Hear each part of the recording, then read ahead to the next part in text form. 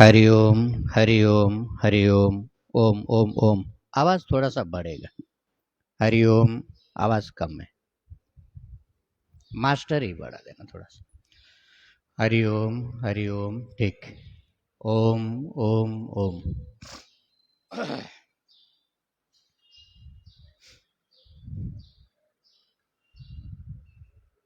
हरि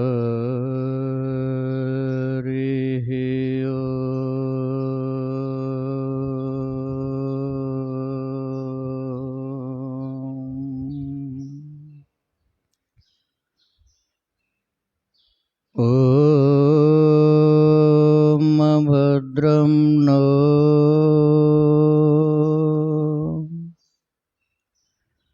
अभिवातयमनः।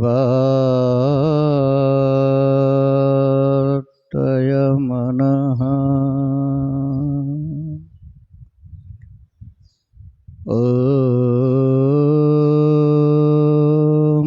शान्तिः शान्तिः शान्तिः।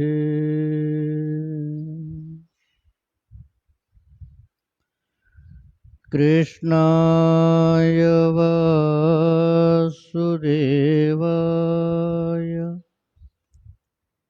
हरये परमात्मने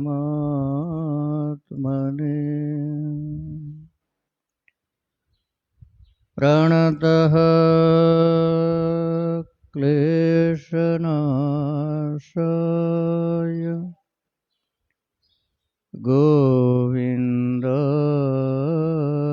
नमो नमः। गोविन्दाय नमो नमः। ॐ शान्तिः शान्तिः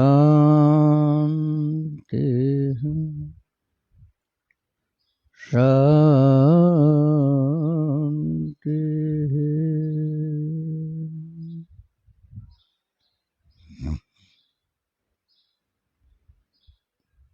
ओम शिव शिव शिव शिव शिव शिव शिव शिव शिव शिव शिव शिव।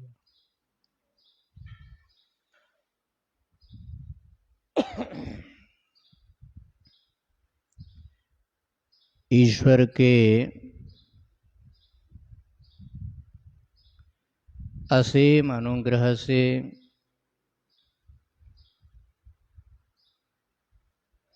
गीता भवन के इस पवित्र प्रांगण में थोड़ा सा आवाज बढ़ाइए। आज मैं जोर से नहीं बोलूंगा, परंतु आवाज बहुत कम है। इस पवित्र प्रांगण में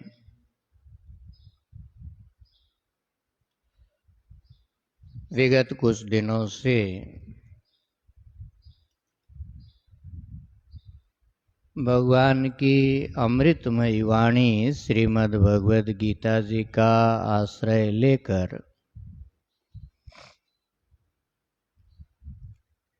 जीव अपने वास्तविक स्वरूप को, शिव स्वरूप को, मृत्युंजय स्वरूप को कैसे प्राप्त करे,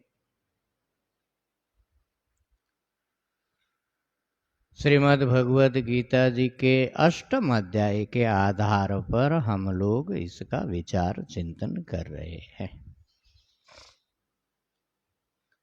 अर्जुन के 7 प्रश्नों का जवाब देते हुए महामृत्युंजय की जो साधना है, मृत्यु को अतिक्रमण करने की जो साधना है, भगवान उसका उपदेश इस अध्याय में कर रहे हैं। आइए एक बार कुछ श्लोकों का हम लोग उच्चारण कर लें, फिर इस विशाल श्रृंखला को हम लोग आगे बढ़ाएं। ओम श्री परमात्मने नमः।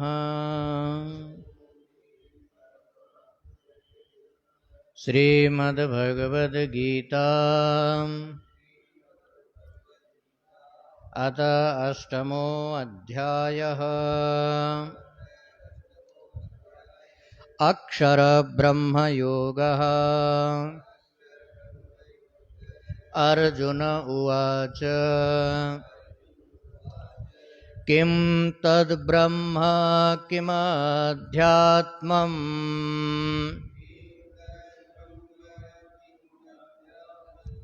किं कर्म पुरुषोत्तम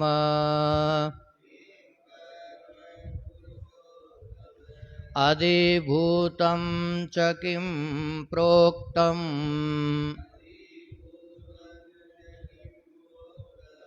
अधिदेवं किमुच्यते अधियज्ञः कथं कोत्र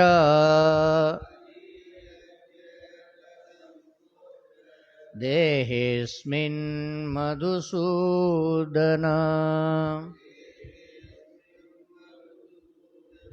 प्रयाणकाले च कथं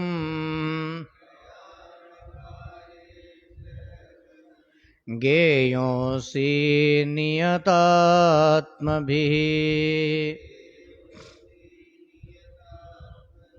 श्रीभगवानुवाच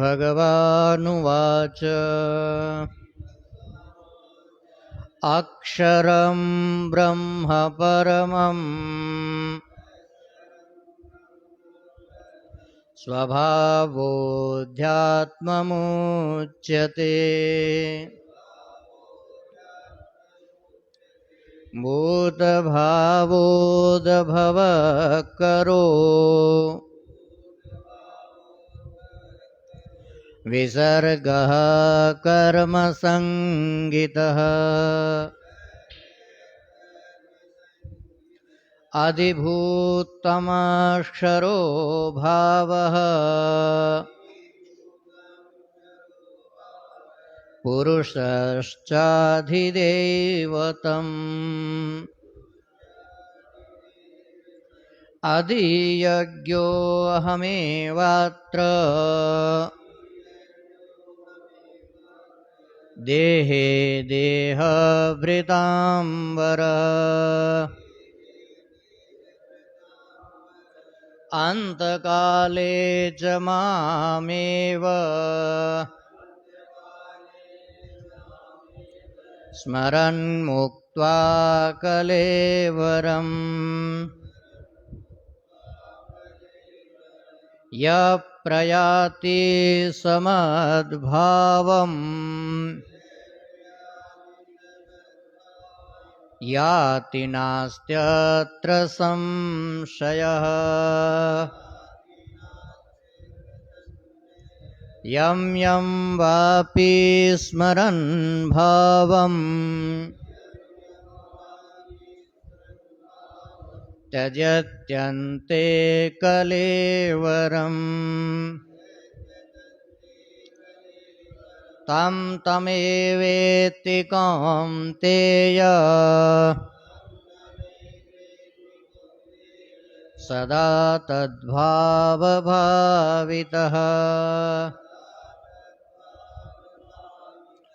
तस्मात् सर्वेषु कालेषु मामनुस्मरयुध्य च मयि अर्पितमनो बुद्धिर् मामे वेश्यत्यसंशयः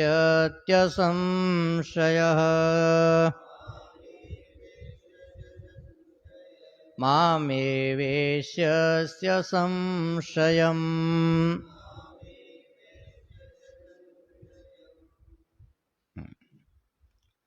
लगभग इन 7 श्लोकों में अष्टम अध्याय का जो सूत्र रूप से वक्तव्य विषय है वो पूर्ण हो जाता है। पुनः सप्तम प्रश्न के विस्तार के लिए भगवान आगे के श्लोकों की रचना करते हैं।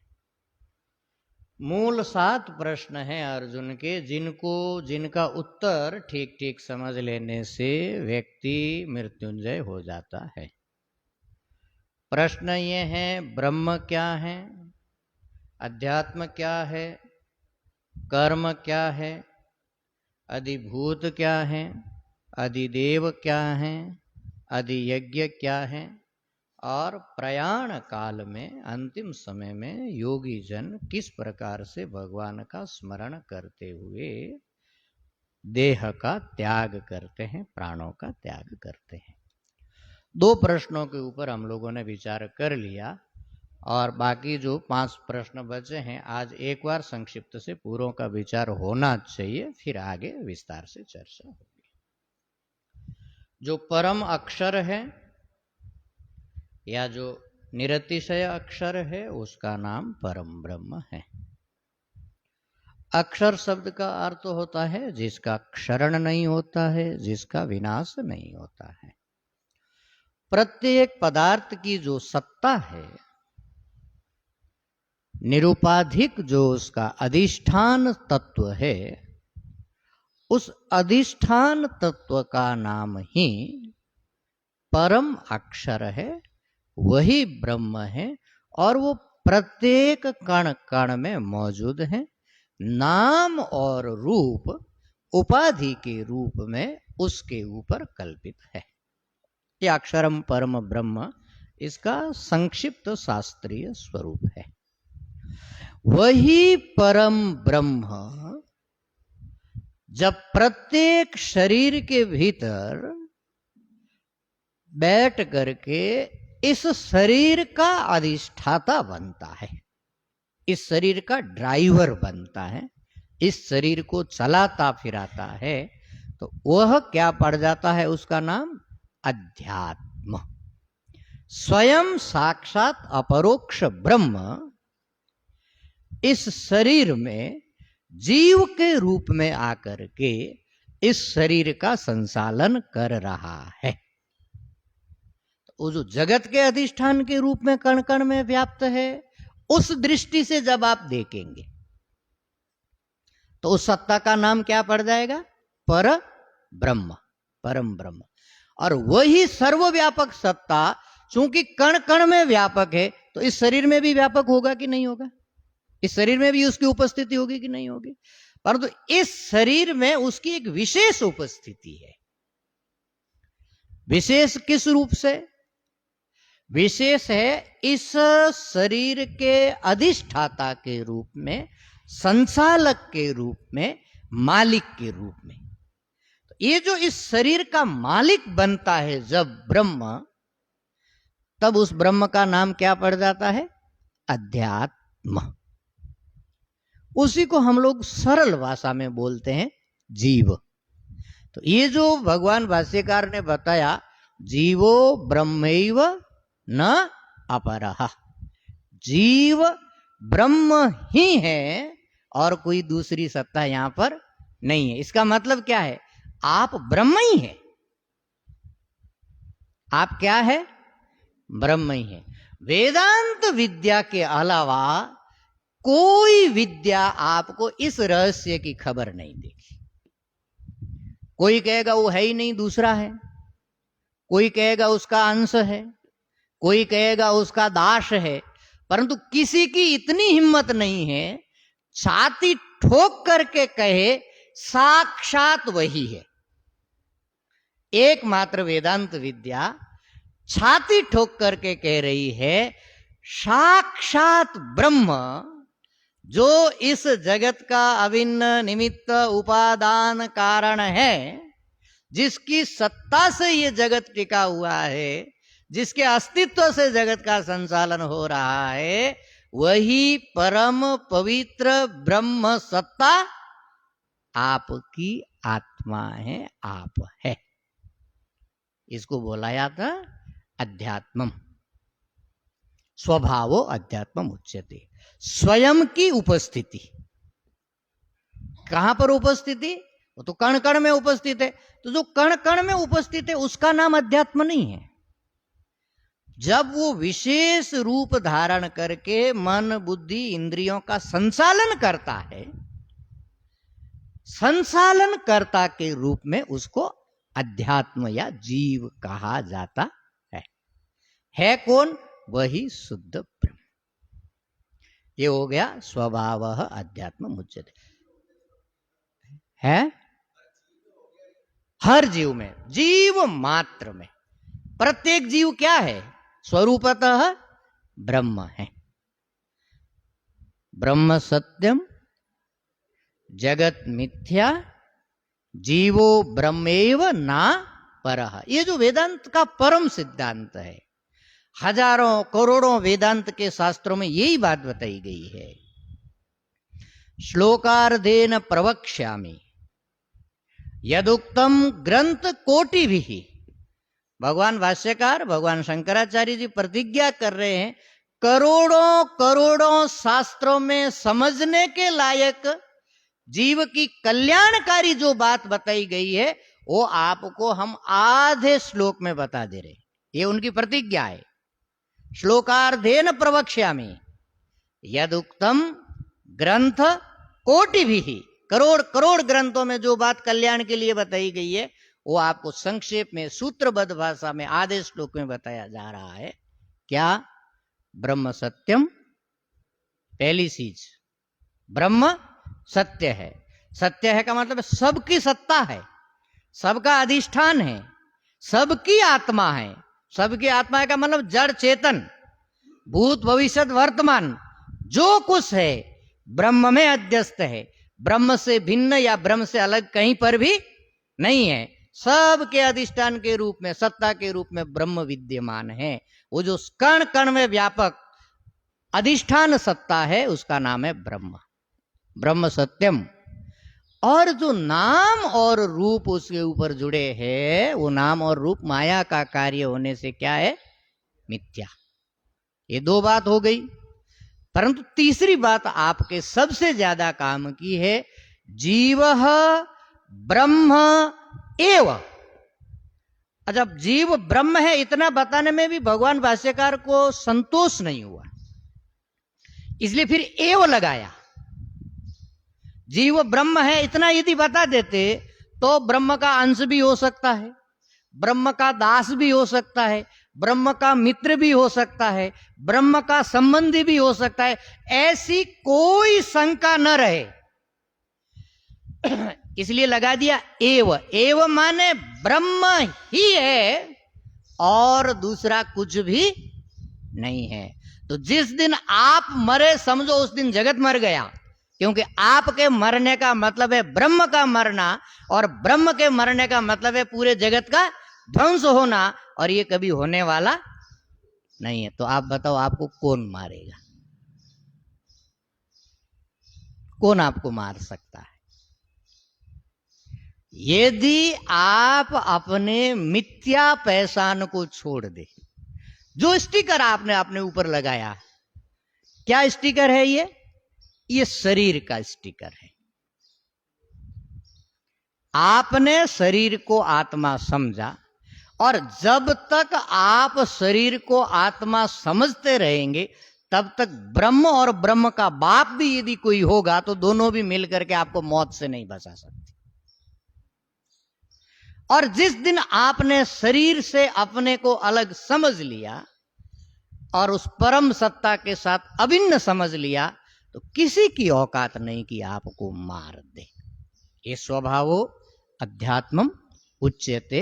ये वेदांत का एकदम सुस्पष्ट क्लियर मैसेज है। इसलिए आप अविनाशी ब्रह्म हैं।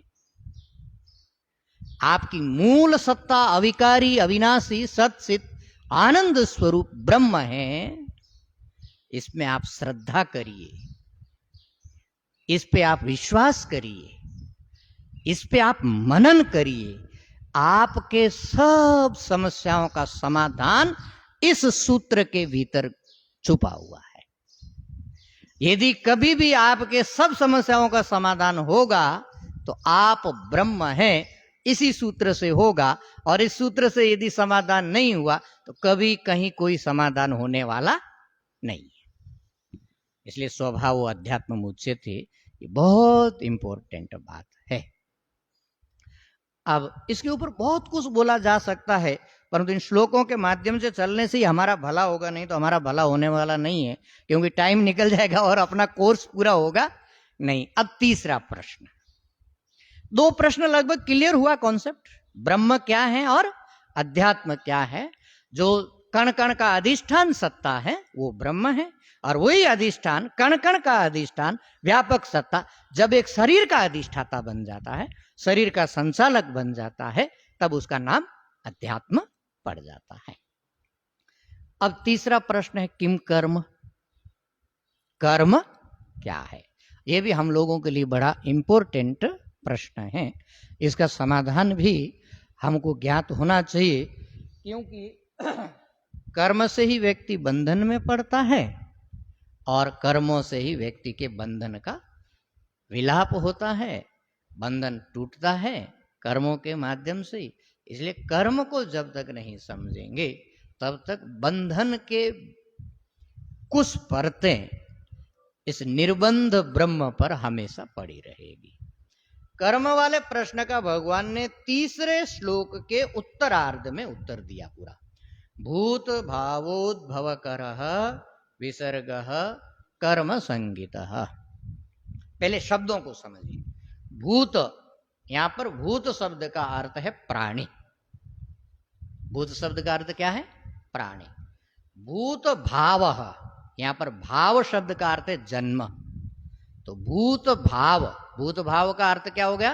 प्राणियों का जन्म। उस जन्म का उद्भव, उद्भव बोलते हैं कारण को। उद्भव का मतलब होता है जिससे वो उठ करके आता है। कोई भी वस्तु कहां से उठ करके आती है? अपने कारण से उठ करके आती है। घड़े का उद्भव कहां से होगा? तो घड़े का उद्भव क्या हो गया? मिट्टी। इसी प्रकार वस्त्र कहां से उठ करके आएगा? सूता से। तो वस्त्र का उद्भव क्या हो गया? तंतु। इसी प्रकार भूतों का उद्भव क्या है? भूत माने प्राणी।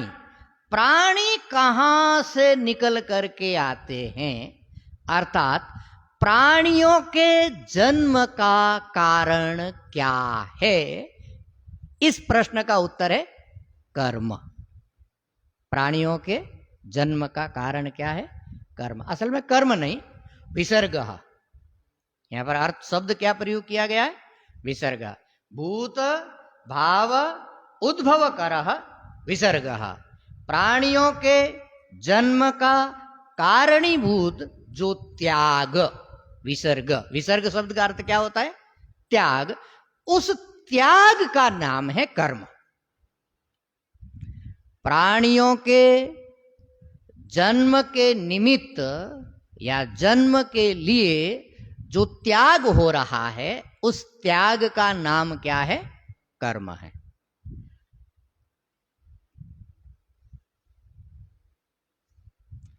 उस पल्ले पड़ा क्या? नहीं पड़ा। भगवान की भाषा ही ऐसी है, क्या करे। अरे कुछ पल्ले ही नहीं पड़ने देते। भूत भावोद्भव करः विसर्गः कर्म संगितः। इसका कई प्रकार से हमारे गुरु लोगों ने उत्तर किया। पहले जो भगवान भाष्यकार ने, शंकराचार्य जी ने जो उत्तर लगाया, वो प्रसिद्ध इसका व्याख्यान है, पहले उसको समझ लेते हैं। तृतीय अध्याय में आप लोगों ने पढ़ा होगा, अन्नाद भवन्ति भूतानि परजन्यादन्न संभवः यज्ञाद भवति परजन्यो यज्ञ कर्म समुद्भवः कर्म ब्रह्मोद्भवम विद्धि ब्रह्माक्षर समुद्भवम। हमारा जन्म कैसे होता है, इसका एक पूरा, इसके पीछे क्या सिस्टम काम कर रहा है, एक यज्ञ काम कर रहा है। ये बात तृतीय अध्याय में भगवान ने बताई। प्राणियों की उत्पत्ति अन्न से होती है, ये बात तो समझ में आती है, क्योंकि जो माँ बाप ने अन्न खाया, वो अन्न जो है धीरे धीरे शरीर में प्योरीफाई होकर के बीज के रूप में, रज और वीर्य के रूप में आता है। और रज और वीर्य का माँ के गर्भ में जब सम्मेलन होता है तो प्राणी के शरीर का उद्भव होता है, जन्म होता है। तो साक्षात सीधा जो डायरेक्ट कारण दिखाई पड़ता वो क्या है? पर्जन्य, नहीं अन्न, सॉरी, अन्नाद भवन्ति भूतानि। अच्छा, अन्न कैसे पैदा होता है? पर्जन्यात। अन्नाद भवन्ति भूतानि पर्जन्याद अन्न संभव। अन्न पर्जन्य से होगा। पर्जन्य शब्द का अर्थ होता है वर्षा। पर्जन्य शब्द का अर्थ क्या है? वर्षा। वर्षा यदि नहीं हो, 20, 25, 30, 50 साल यदि वर्षा न हो, तो पृथ्वी में अन्न नाम की कोई चीज और बसेगी नहीं। अन्न उत्पन्न होना बंद हो जाएगा। ये तो एकदम सीधा कारण है। आप देखते हैं जिस बार बारिश अच्छी होती है तो क्या होता है? सुकाल होता है। और यदि बारिश नहीं हो तो क्या हो जाता है? अकाल पड़ जाता है। इसे पर्जन्य से अन्न पैदा होता है। ये तो एकदम ओपन बात है, इसमें तो कोई ग्रेट सीक्रेट है ही नहीं। पर्जन्य कैसा होता है ये थोड़ी रहस्य की बात है। ये 14, 15, 16 नंबर श्लोक है तृतीय अध्याय के। आप लोग पुनः कभी इसके ऊपर मनन कर लेना। और हमने शायद एक बार इसको जब तृतीय अध्याय का विचार किया था तो इसका विचार यहां विस्तार से हुआ था। यज्ञात् भवति पर्जन्यः। यज्ञ से पर्जन्य की माने वृष्टि की उत्पत्ति होती है, वृष्टि होती है यज्ञ से। अब ये बात थोड़ी समझने की है। इसमें दोनों प्रकार का व्याख्यान मिलता है। एक तो आप जो यज्ञ करते हैं, देवताओं का जो पोषण करते हैं, यज्ञ के माध्यम से देवताओं का पोषण होता है, और उस यज्ञ के पोषण के स्वरूप देवता प्रसन्न होकर के वृष्टि इत्यादि करते हैं। ये एक पारंपरिक अर्थ है।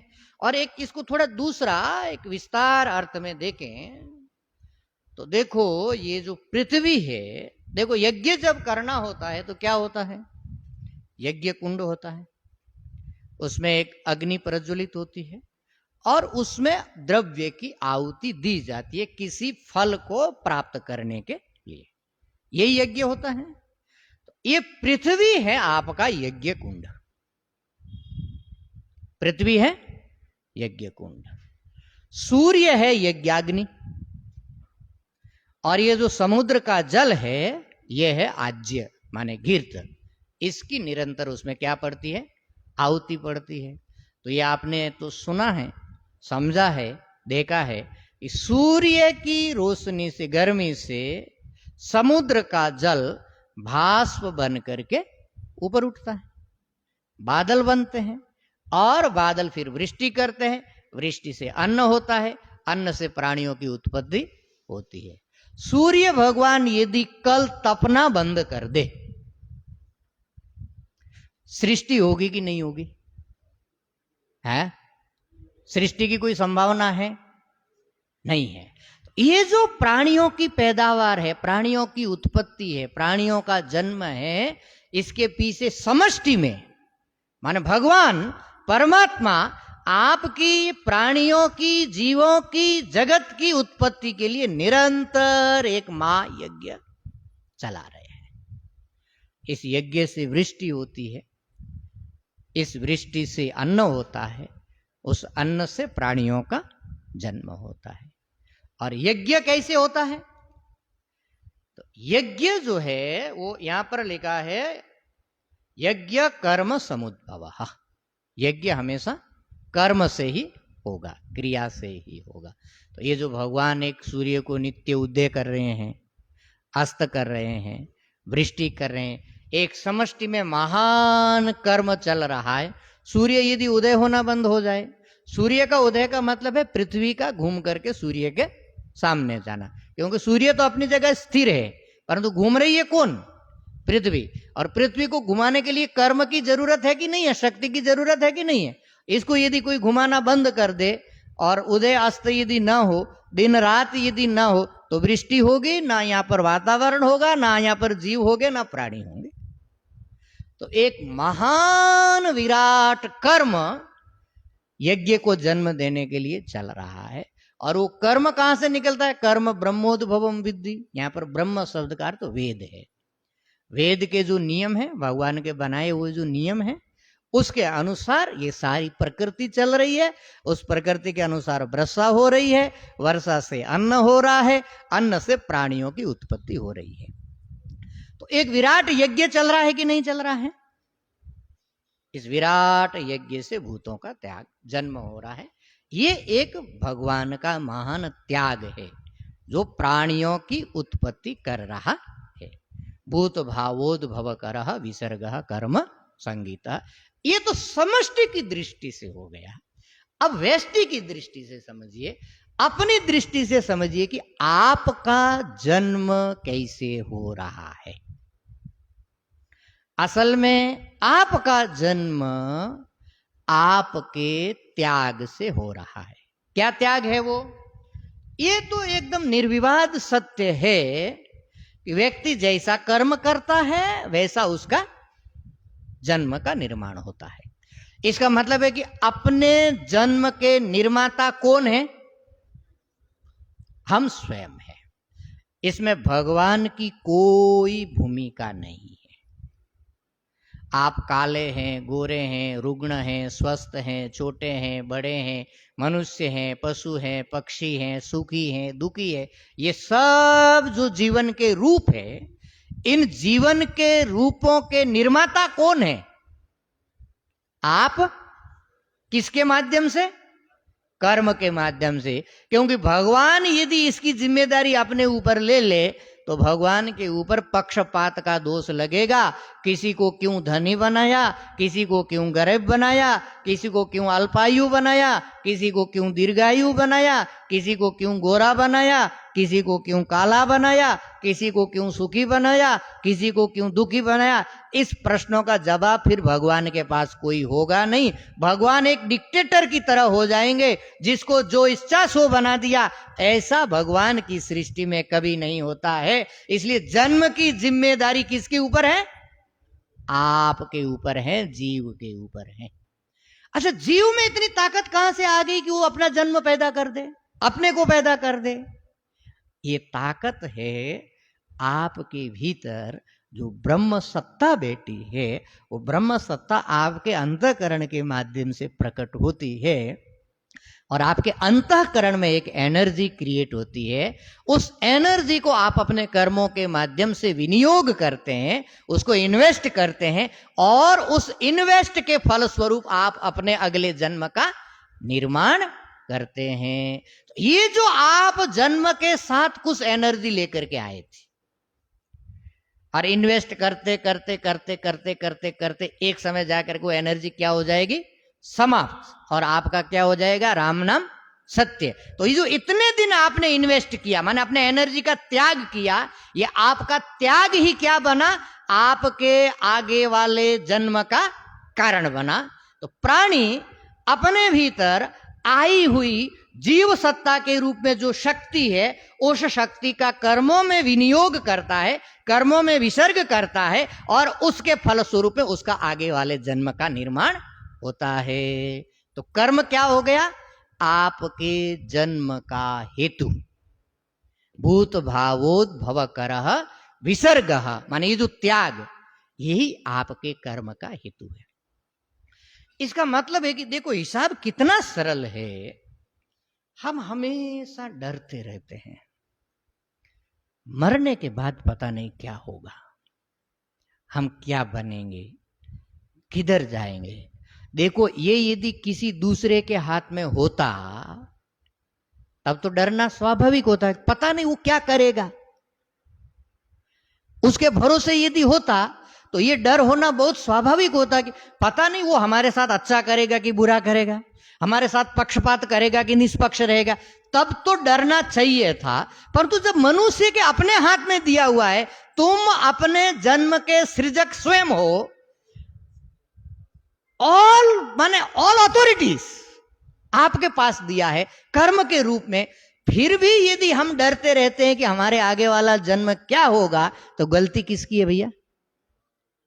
हमारी अपनी। क्यों? क्योंकि हम कुछ 2 नंबरी कर रहे हैं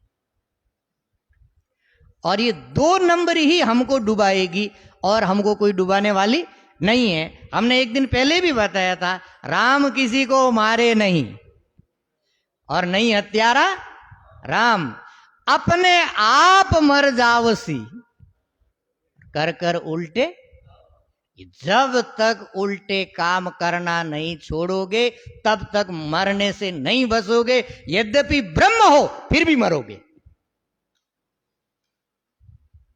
क्यों? क्योंकि जब तक उल्टे काम करते रहेंगे तब तक अज्ञान घना रहेगा, और जब तक अज्ञान रहेगा तब तक जन्म मृत्यु का चक्र रहेगा।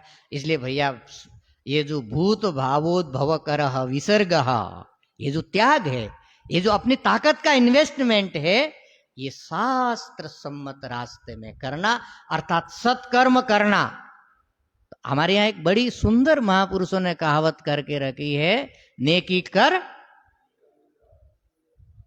चिंता करने की कोई जरूरत है क्या? यदि नेकी किया है तो चिंता करने की जरूरत नहीं है, और यदि नेकी आपने नहीं किया, पूरी दुनिया से आपने छुपा के किया, परंतु आपकी आत्मा के रूप में बैठा है, उससे कैसे छुपाओगी? वो आपको राई राई का हिसाब पूछेगा। आपको पूछने की जरूरत ही नहीं है उसको। यहां पर कोई बड़ा सीसीटीवी कैमरा लगा हो और आप दरवाजा बंद कर दीजिए, बाहर से किसी को भीतर मत आने दीजिए, बाहर वाले कोई नहीं देख पाएंगे, परंतु सीसीटीवी में रिकॉर्ड हो रहा है कि नहीं हो रहा है? आप कैमरे की नजर में है कि नहीं है? आपकी आत्मा आपका सबसे बड़ा सीसीटीवी है, वो यूनिवर्सल सीसीटीवी है। आप दिन में करिए, रात में करिए, घर में करिए, दुकान में करिए, अपनों के साथ करिए, परायों के साथ करिए, कुछ भी किया वो वहां रिकॉर्ड होगा। अच्छा किया वो भी रिकॉर्ड होगा, और बुरा किया वो भी रिकॉर्ड होगा। यहां तो आप अपने बुरे किए हुए को भी हो सकता है किसी वकील को खड़ा करके कोर्ट में आप अच्छा किया हुआ सिद्ध कर सकते हैं, वहां आपकी कोई वकालत चलने वाली। भूत भावोद्भव करह विसर्ग कर्म संगीता, ये कर्म का खेल है भैया। कर्म को सुधार दिया तो जिंदगी सुधर जाएगी, और कर्म को बिगाड़ दिया तो जिंदगी बिगड़ जाएगी। बिगड़ना या सुधरना भगवान के हाथ में कम, और मनुष्य के स्वयं के हाथ में ज्यादा। इसमें कोई दो राय है क्या? नहीं है ना? सच्ची बात है, बस सच्ची बात मानने का भैया, खराब काम करने का नहीं। भूत भावोद्भव करह विसर्ग कर्म संगितः। प्राणियों के जन्म के निमित्त प्राणी या व्यक्ति अपनी जो शक्ति को लगाता है, अच्छे कामों में लगाता है, अच्छा जन्म होगा, खराब कामों में लगाएगा तो खराब जन्म होगा। अंततः उसके अपने हाथ में भगवान ने एक पूंजी दी है। जैसे किसी माँ बाप ने अपने बच्चे को एक अमाउंट दिया कि मार्केट है, आप जाकर के जो चाहे खरीद सकते हो। अब वो गया, पिस्तौल खरीदा और किसी का मर्डर कर दिया, तो माँ बाप ने जो दिया उसने इन्वेस्ट कर दिया, और इन्वेस्ट का फल भी उसको मिल जाएगा। किसके रूप में? जेल के रूप में। और माँ बाप ने कुछ दिया, बाजार में गया, कुछ खरीदा और गरीबों में बांट दिया। खर्च तो दोनों ने किया, दोनों का रिजल्ट एक जैसा होगा कि नहीं होगा? नहीं होगा, क्योंकि एक ने गलत जगह इन्वेस्ट किया और एक ने अच्छी जगह इन्वेस्ट किया। तो ये जो भगवान ने आपको जीवन रूपी पूंजी दे के भेजी है, क्या पूंजी है? श्वासों की पूंजी। आपका असली धन क्या है? आपकी श्वास। जब तक चलते हैं तब तक, श्वास जब तक चल रही है तब तक आप है धनवान, और जिस दिन श्वास बंद होगी उस दिन क्या हो जाएगा आपका? निधन।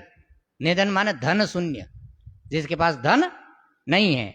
निधन का मतलब यही होता है कि अब उसके पास कोई धन नहीं है। तो कौन सा धन नहीं है आपके पास? श्वास रूपी जो धन था वो टोटल क्लियर हो गया, बैलेंस आपका अकाउंट साफ हो गया, आप क्या हो गए? निधन हो गए। इसलिए ये जो धन आप लेकर के आए हैं, इस धन का ठीक ठीक इन्वेस्ट करिए, तब आपका जन्म क्या होगा? ठीक ठीक होगा। और निधन तो आपको एक दिन होना ही है। आप ठीक जगह में इन्वेस्ट करिए या खराब जगह में इन्वेस्ट करिए, निधन होना है, और निधन होने के बाद फिर दोबारा एक और जन्म मिलना है। तो ये श्वासों का जो धन है, प्राण का जो धन है, जीवन का जो धन है, इसको अच्छे कामों में लगाएंगे तो आपका नेक्स्ट जन्म अच्छा होगा, और खराब कर्मों में जो लगाएंगे तो इसका जन्म खराब होगा। ये समझ भी आपको मृत्युंजय बनाती है। इसका मृत्युंजय बनने से क्या संबंध है? ये क्लियर संबंध है कि इसका सदुपयोग करना, दुरुपयोग करना नहीं। दुरुपयोग किया तो मृत्युंजय नहीं हो सकती, सदुपयोग किया। इसलिए अर्जुन ने प्रश्न रखा कि कर्म क्या है जो मृत्यु के बारे में बहुत बड़ी भूमिका निभाता है और जन्म के बारे में भी बहुत बड़ी भूमिका निभाता है। तो ये विसर्ग ही कर्म है। आप जो इन्वेस्ट कर रहे हैं वही कर्म है। भूत भावोद्भव करः विसर्ग कर्म संगीता। 3 प्रश्न हो गए, 3 का उत्तर हो गया। अब 4था प्रश्न है, अधिभूतम किमुच्यते। ये 4था प्रश्न है अर्जुन का। अधिभूतम से किम प्रोक्तम। अधिभूतम क्षरो भावः। अभी अधिभूत क्या है? अधिभूत माने पंचभूत। तो ब्रह्म ही ने परंपरा से ये पूरा जगत का रूप धारण किया है। ये वेदांत की प्रक्रिया है, उपनिषदों की प्रक्रिया है, आपको पता है। तस्माद् वायु तस्माद् आत्मनः आकाश संभूतः, आकाशाद् वायु, वायोर अग्नि, अग्निर आपः, अद्भ्य पृथ्वी, और पृथ्वी के बाद फिर ये पंचीकरण होकर के पंच महाभूतों का पूरा जगत। तो आप जो कुछ अपनी आंखों से देख रहे हो, अच्छा कोई वस्त्र है 5 मीटर का, आप वस्त्र के किसी भी किनारे में स्पर्श करोगे, मध्य में स्पर्श करोगे, किसका स्पर्श होगा? सूत का ही स्पर्श होगा। किनारे पर स्पर्श करोगे, किसका स्पर्श होगा? क्योंकि जो कारण होता है वो उसमें पूरे में ओत प्रोत रहता है। इसी प्रकार घड़ा है, आप घड़े का किनारा पकड़िए, पेट पकड़िए, पेंदा पकड़िए, कहीं पर भी यदि आप टच करोगे आपको क्या मिलेगा? मृतिका मिलेगी, क्योंकि मृतिका उसका मूल कारण है। इसी प्रकार इस पूरे जगत का मूल कारण कौन है? चैतन्य ब्रह्म, जिसको बताया था अक्षरम परम ब्रह्म। और हमने ये विचार करके देखा था कि सत्ता के रूप में, अस्तित्व के रूप में प्रत्येक कण कण में कौन मौजूद है? वही अक्षर ब्रह्म। तो ये जो क्षर भाव देख रहे हैं आप, जो विनाश होने वाला रूप देख रहे हैं, ये विनाशी रूप भी किसने धारण किया है? ब्रह्म नहीं धारण किया है, परंतु ये ब्रह्म का क्षर रूप है। क्योंकि यहां पर नाम और रूप मुख्य है, सत्ता यहां पर क्या हो गई? गौण हो गई। नाम रूप केवल हमको दिखाई दे रहा है। हम चश्मा देख तो रहे हैं, चश्मा है, तो यहां है गौण हो गया और चश्मा क्या हो गया? मुख्य हो गया। चश्मे की पहचान है, इसके भीतर जो अस्तित्व बैठा है उसकी पहचान हम नहीं कर पा रहे हैं। परंतु इसका मतलब ये नहीं कि ब्रह्म से कोई बाहर की वस्तु है या कोई अब्रह्म वस्तु है। ब्रह्म ने ही माया से विशिष्ट होकर के क्षरभूत का, माने ये जो परिणामी और विनाशशील जगत है, इसका रूप धारण किया है। इसलिए तो ये कहा जाता है कि भैया आपके पास जो कुछ है वो ईश्वर का प्रसाद है। ये शब्द आपने बहुत बार सुना। बल्कि ईश्वर का प्रसाद नहीं है, साक्षात ईश्वर ही है आपके हाथ में। क्षरो भावः अधिभूतम क्षरो भावः। इस जगत में आपको कोई जगह या कोई पदार्थ या कोई वस्तु नहीं मिलेगी जो ईश्वर से या ब्रह्म से अन्वित नहीं है। इसलिए जब भी किसी के साथ व्यवहार करो तो जरा सावधान होकर के, आपका प्रत्येक व्यवहार किसके साथ हो रहा है? उस परम सत्ता के साथ हो रहा है। आपने यदि अपराध किया किसी का, तो किसका अपराध होगा? ईश्वर का ही अपराध होगा। क्योंकि वो जो जीव के रूप में आया है या उस शरीर के भीतर, उस शरीर के अधिष्ठान के रूप में बैठा है, वो भी ब्रह्म है। और ये जो क्षर रूप में भी जो आया है, परिवर्तित होकर के स्वाभाविक रूप से वही सत्ता आई हुई है। इसलिए जो विशेष परिणामी रूप है वो भी क्या है? ब्रह्म ही है। अधिभूतम क्षरो भावः, और उसके अंतर्यामी के रूप में। तो देखो जगत में मुख्यतः 2 पदार्थ हैं। एक पदार्थ है विनाशी और एक पदार्थ है अविनाशी। विनाशी भी ब्रह्म का ही एक रूप है और अविनाशी भी ब्रह्म का ही एक रूप है। माने संपूर्ण ब्रह्मांड ब्रह्म की अभिव्यक्ति है, चैतन्य की अभिव्यक्ति है। ये इस प्रश्नों में 7 प्रश्नों के माध्यम से भगवान समझाने की कोशिश कर रहे हैं। तो अधिभूतम अक्षरो भावः,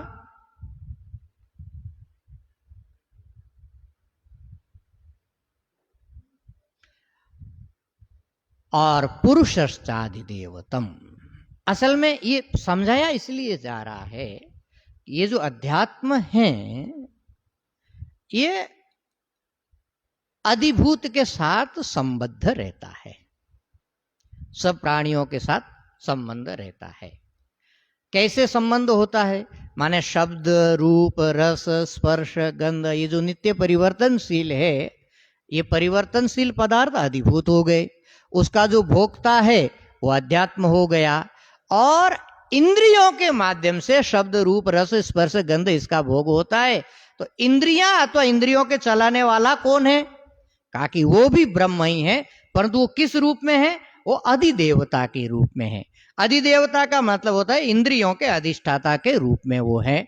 तो समस्त इंद्रियों का जो समष्टि रूप है, हिरण्यगर्भ रूप है, इंद्रियों का अनुग्राहक रूप है, वो ही यहां पर अधिदेवता के रूप में शास्त्र में प्रसिद्ध है। और इन सब के साक्षी के रूप में, अधियज्ञ के रूप में इस देह में वही परम सत्ता, ब्रह्म सत्ता यहां पर विराजमान है। इसलिए अधियज्ञो अहमेवत्र देहे देह भृताम वरः। तो ये जो 6 प्रश्न हैं, अध्यात्म, ब्रह्म, अध्यात्म, कर्म, अधिदेव, अधिभूत, अधियज्ञ, नाना उपाधियों के माध्यम से वो ब्रह्म का ही रूप है।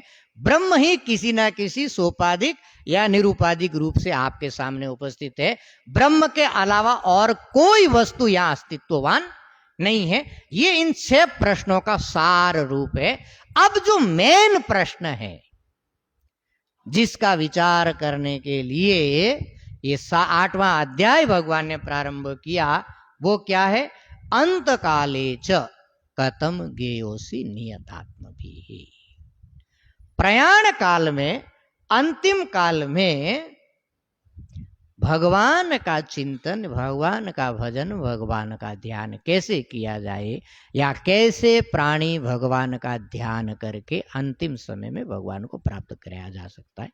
ये प्रक्रिया अब यहां से 5वें श्लोक से इसका उत्तर प्रारंभ होगा, और लगभग पूरे अध्याय में इस प्रश्न के ऊपर अनेक प्रकार से, अनेक डायमेंशन से, अनेक डायरेक्शन से, अनेक विषयों से प्रकाश किया जा सकता है। आइए एक बार 5वें श्लोक का पुनः उच्चारण कर लेते हैं, 5वें और 6ठे का, जहां से इस प्रश्न का उत्तर प्रारंभ हो रहा है। पहले वाले 2 प्रश्नों को बहुत डिटेल्स में लिया मैंने, अंतिम 7वें प्रश्न को डिटेल्स में लेना पड़ेगा क्योंकि मुख्य प्रश्न है। 20 वाले ये जो 3-4 प्रश्न, इसको संक्षेप में लिया। यदि किसी को क्लियरिटी नहीं हुई है, कोई संदेह रहा है, तो आप आकर के पुनः चर्चा कर सकते हैं उसके ऊपर हम, क्योंकि यहाँ बहुत विस्तार कर देंगे 6 प्रश्नों का, तो फिर मुख्य प्रश्न जो है उसके विचार में हमारा प्रवेश ही नहीं होगा। इसलिए उसको सूक्ष्म रूप में या सूत्र रूप में हमने यहाँ चर्चा किया। आइए एक बार 5वें श्लोक का स्मरण करते हैं। अंत काले च मामेव स्मरन् मुक्त्वा कलेवरम् यः प्रयाति समद्भावम् याति नास्त्यत्र संशयः यं यं वापि स्मरन् भावम् त्यजत्यन्ते कलेवरम् तं तमेवेति कौन्तेय सदा तद्भावभावितः।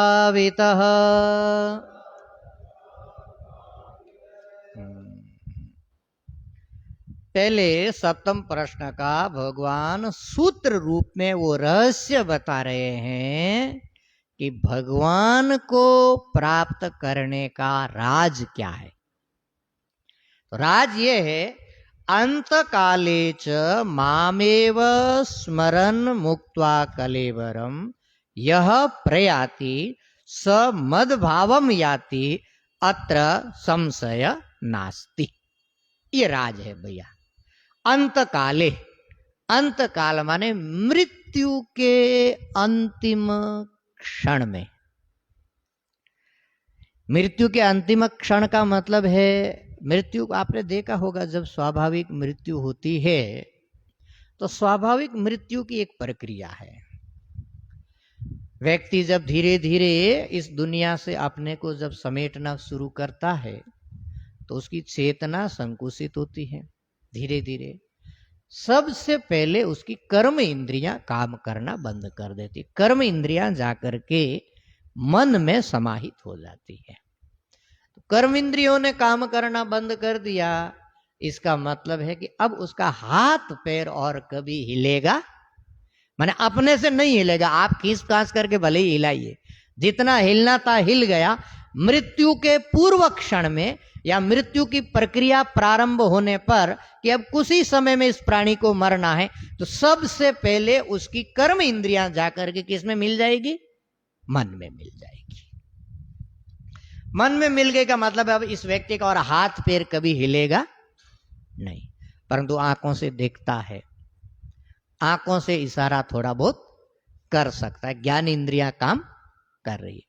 तो मरने का पहला स्टेज समझो कि 10% मरा व्यक्ति, यह अंतिम काल की प्रक्रिया हो रही है, कर्म इंद्रियों ने काम करना बंद किया। नेक्स्ट स्टेज क्या है? नेक्स्ट स्टेज है उसके ज्ञान इंद्रियों ने काम करना बंद किया, माने ज्ञान इंद्रियां जाकर के मन में मिल गई। अब वो सुन नहीं सकता और कभी सुनेगा नहीं। अब आप कान में जितना मंत्र सुना दीजिए, गायत्री सुना दीजिए, ओमकार सुना दीजिए, अब भले ही आप गले में पानी भी डाल दीजिए, परंतु अब वो जो है प्राय कंठावरोध हो गया उसका। इसलिए ध्रुव स्तुति की ये बात मेरे हृदय को बड़ा स्पर्श करती है। कृष्ण त्वदीय पद पंकज पंजरान्ते अद्येव मे विशतु मानस राजहंस प्राण प्रयाण काले कपवात पित्ते कंठावरोधन विधौ स्मरणं कुतस्त्वदीय। भगवान से प्रार्थना कर रहे हैं, हे कृष्ण, कृष्ण त्वदीय पद पंकज पंजरान्ते, आपके जो चरण कमल हैं वो एक पिंजरा बन जाए। पंजरान्ते, पंजर बोलते पिंजरे को, और मेरा मन रूपी जो मानस राजहंस है वो उस पिंजरे के भीतर आज ही बंद हो जाए। कृष्ण त्वदीय पद पंकज पंजरान्ते अद्येव मे विशतु मानस राज हंस। प्राण प्रयाण काले, प्राण का जब प्रयाण होने लगेगा तो कपवात पित्ते कंठावरोधन विदौ, कफ वात पित्त इनका वैषम्य होने से कफ बनेगा, कफ से कंठ का अवरोध हो जाएगा, गला बंद हो जाएगा। मतलब कर्म इंद्रियों ने धीरे धीरे काम करना बंद किया, ज्ञान इंद्रियों ने धीरे धीरे काम करना बंद किया। स्मरणम त्वदीय कुतः, फिर कहां से आपका स्मरण होगा? जिंदगी में कभी स्मरण नहीं किया, अंतिम समय में आपको कहां से स्मरण आएगा? तो जब धीरे धीरे धीरे धीरे प्राण उखड़ने लगता है तो शरीर का अणु परमाणु कांपने लगता है। आप 5 मिनट श्वास बंद करके देखिए कैसे फड़फड़ाने लगता है शरीर। तो वो तो आपने केवल बंद किया और उस समय तो उखड़ रहा है। तो जब आप किसी पेड़ को उखाड़ते हो तो पूरे आसपास के जमीन में भूचाल आता है कि नहीं आता है। इसी प्रकार पूरे शरीर की इंद्रियां सिकुड़ रही है। कर्म इंद्रियां जाकर के मन में मिल गई, प्राण इंद्रियां जाकर के, अब कर्म इंद्रियां मन में मिलने के बाद धीरे धीरे जाकर के ज्ञान इंद्रियां मन में मिल गई। अब प्राण चल रहा है।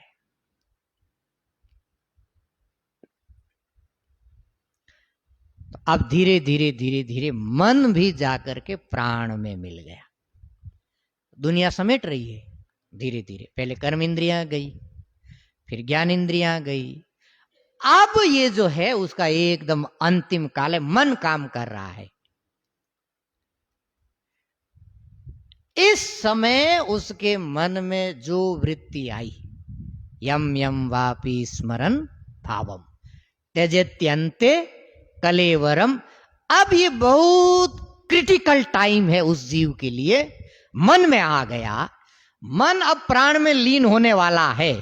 जब तक मन प्राण में लीन नहीं हुआ तब तक उसके वहां एक वृत्तियों का प्रवाह चल रहा है, और प्राय वही चीज उस समय उसको याद आएगी जिसका अभ्यास उसने जिंदगी भर किया है। और उस अंतिम वृत्ति को पकड़ करके मन किस में लीन हो जाएगा? प्राण में। अब प्राण चल रहा है और लगभग उसके भविष्य का एक स्ट्रक्चर रेडी हो गया। अभी मरा नहीं,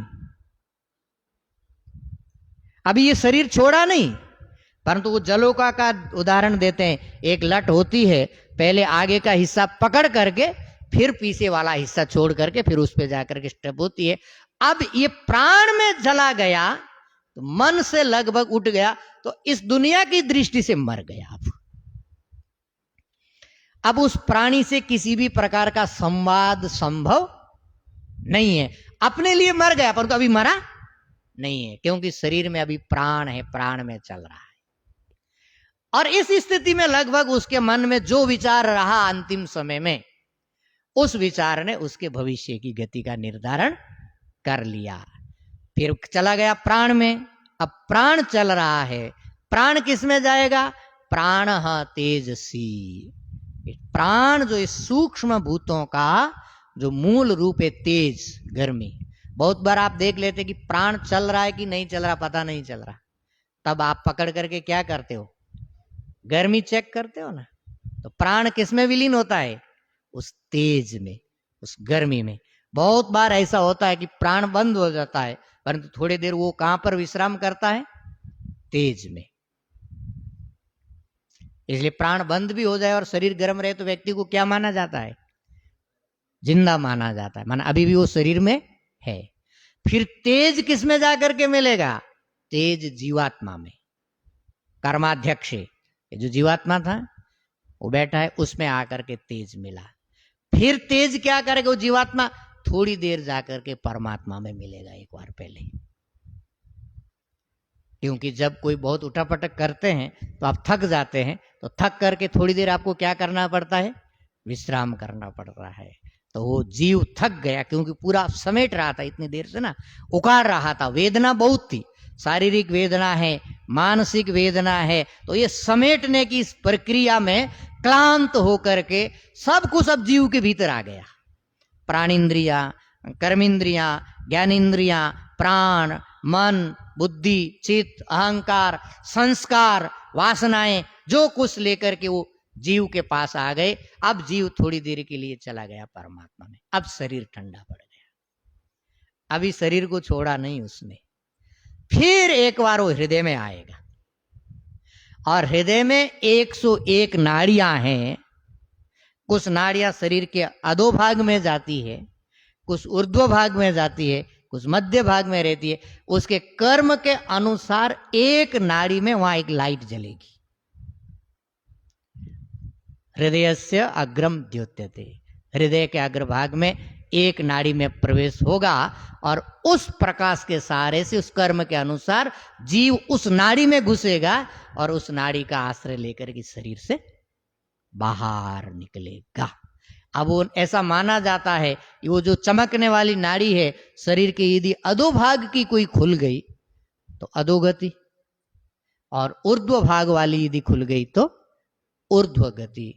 तो प्राय ऐसा माना जाता है बहुत लोगों का प्राण हृदय से निकलता है, किसी का मुंह से निकलता है, किसी का नाक से निकलता है, किसी का आंख से निकलता है, किसी का ब्रह्मरंध्र फाड़ करके निकलता है, किसी का शरीर के मलमूत्र के द्वार से निकलता है।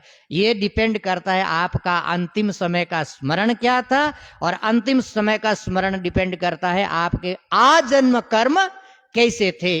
उसके अनुसार वो अंतिम नाड़ी चमकेगी, उससे जीव प्रयाण करेगा, इस शरीर को छोड़ करके निकलेगा और आगे की यात्रा प्रारंभ करेगा। ये पूरी जो है अंत काल की शास्त्रीय प्रक्रिया है। ऐसे जीव इस शरीर का त्याग करता है। इस प्रक्रिया के दौरान जब कर्म इंद्रियां प्राण में आना प्रारंभ करती है, उस दौरान अंतकाल है। ये पीरियड अंतकाल कहा जाएगा। इतना जब इंद्रियों ने मन में विलय करना शुरू किया और जब इस शरीर को त्याग करके वो बाहर निकला, इसके 20 वाले जो स्टेज है, इस स्टेज को क्या माना जाएगा? अंतकाल। और इस अंतिम काल में मामेव स्मरण, यदि भगवान का स्मरण करते हुए मुक्त्वा कलेवरम, कलेवर बोलते शरीर को, इस वस्त्र को, इस ढांचे को, कलेवरम मुक्त्वा माने कलेवर को छोड़ करके यह प्रयाति, जो प्रयाण करता है, जो यहां से जाता है, स मद्भावम याति, वो मुझे ही प्राप्त करता है। नास्ति अत्र संशयः, इसमें रति भर भी संशय करने की जरूरत नहीं है। ये भगवान की वाणी है। हाँ, इसके बहुत उदाहरण मिलते हैं। भरत ने अंतिम काल में, जड़ भरत जी ने हिरण का स्मरण किया, हिरण बनेंगे। मैं तो समझता हूं कि हिरण भी अच्छा ही है, कम से कम हम क्या करेंगे अंतिम काल में, ये किसी को कोई पता नहीं है, क्योंकि अपने मन के ऊपर यहाँ तो कंट्रोल है नहीं, कहीं एक जगह रहता नहीं है। जब ये हम हमारे अधिकार में है, उस समय भी हमारे कहने से नहीं चलता है, और उस समय तो हमारा अधिकार सारा चला जाएगा, उस समय तो कर्म के अधीन हो जाएगा। अभी तो हमारा मन किसके अधीन है? हमारे अधीन है। हम उसके ऊपर बुद्धि का अंकुश लगा सकते हैं, विवेक का अंकुश लगा सकते हैं, मर्यादा का अंकुश लगा सकते हैं, भय का, व्यवस्था का अंकुश लगा सकते हैं, परंतु उस समय मन के ऊपर ये कोई अंकुश काम करने वाला नहीं है, क्योंकि आपकी कर्म इंद्रियां काम नहीं कर रही है, आपकी ज्ञान इंद्रियां काम नहीं कर रही है, आपकी बुद्धि काम नहीं कर रही है, आपका विवेक काम नहीं कर रहा है। तब केवल कौन काम करेगा? आपके जिंदगी भर का अभ्यास काम करेगा, और कोई सत्ता उस समय काम करने वाली नहीं है। इसलिए उस समय भैया क्या होगा ये तो भगवान जी को ही पता है, भगवान ही जानते। इसलिए क्या करने का? भज गोविंदम भज गोविंदम गोविंदम भज मूढ़मते। अंत समय को यदि सुधारना है, आगे भगवान बातें बताएंगे कैसे अपने मन को ट्रेनिंग दी जाए कि अंत काल में वो परमात्मा का स्मरण करता रहे। ये ट्रेनिंग लेना है। हाँ, क्या प्रश्न है?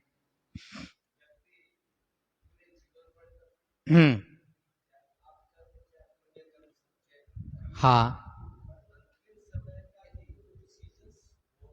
हाँ, उसका मुख्य कारण उसके जीवन भर किए हुए कर्मों में किसका आधिक्य है।